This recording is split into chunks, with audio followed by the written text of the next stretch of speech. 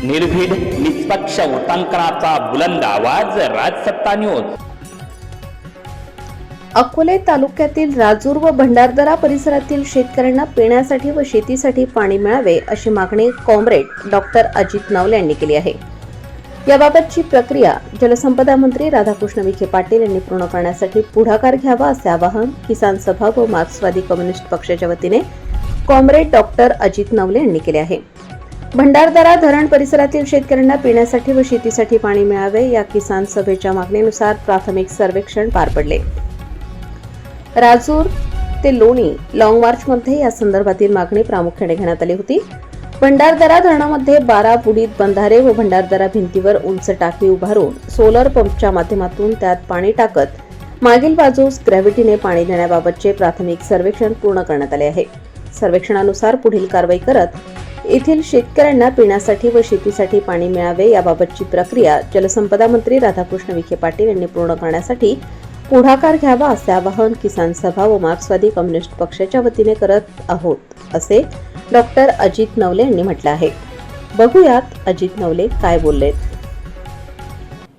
भंडारदरा धरणामध्ये ज्या गावांच्या जमिनी गेल्या, जे गावं पाण्यामध्ये बुडाली, ती आजूबाजूची सर्व गावं आणि परिसरातील सुद्धा सर्व गावं येथील आदिवासी शेतकऱ्यांना भंडारदरा धरणाचं पिण्याचं आणि शेतीचं पाणी मिळावं यासाठीचा संघर्ष गेले अनेक वर्ष किसान सभेनं सातत्यानं केलेला आहे।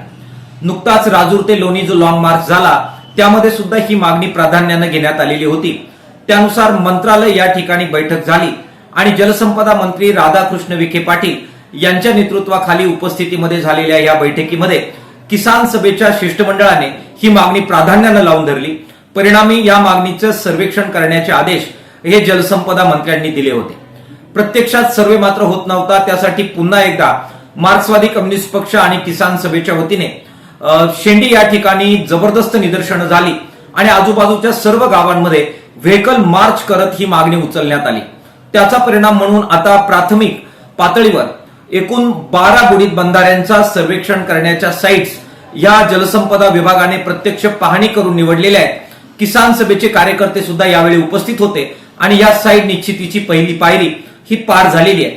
त्याच्यानुसार मुर्शेत या ठिकाणी मुर्शेत या ठिकाणी 2 बुडीत बंधारे, कोलटेंबे या ठिकाणी 2 बुडीत बंधारे, रतनवाडी, सामरत, शिंगणवाडी आणि लवाळवाडी, पांजरे आणि मुर्शेत या ठिकाणी प्रत्येकी 1 बुडीत बंधारा आणि उडदावणे या ठिकाणी 2 बुडीत बंधारे असे एकूण 12 बुडीत बंधाऱ्यांचं प्रपोजल हे प्राथमिक पातळीवर साइट निश्चित करून करण्यात आलेले आहे। याशिवाय भंडारदरा धरणाच्या वर उंचावर टाकी बांधून सौर ऊर्जेने पाणी जागेवर लिफ्ट करत नंतर मागील बाजूला ग्रॅव्हिटीने पाणी देण्याबाबतचा सुद्धा आग्रह किसान सभेने लावून धरलेला आहे। याच्या बाबतचे प्राथमिक पाहणी या अहवालामध्ये करण्यात आलेली आहे।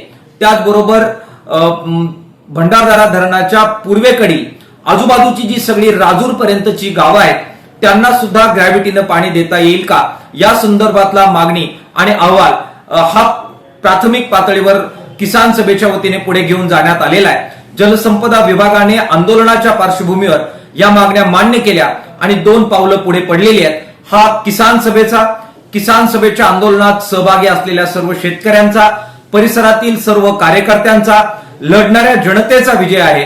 किसान सभा आणि मार्क्सवादी कम्युनिस्ट पक्षाचा विजय आहे। मी सर्व लढाऊ बांधवांचं या निमित्ताने अभिनंदन करतो।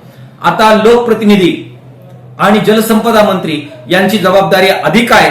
जी मागणी मान्य करण्यात आलेली आहे ती प्रत्यक्षात यावी आणि या भागातील शेतकऱ्यांना पिण्याचं आणि शेतीचं पाणी मिळावं यासाठी त्यांनी प्रयत्न करावेत असं आवाहन आम्ही त्यांना करतोय।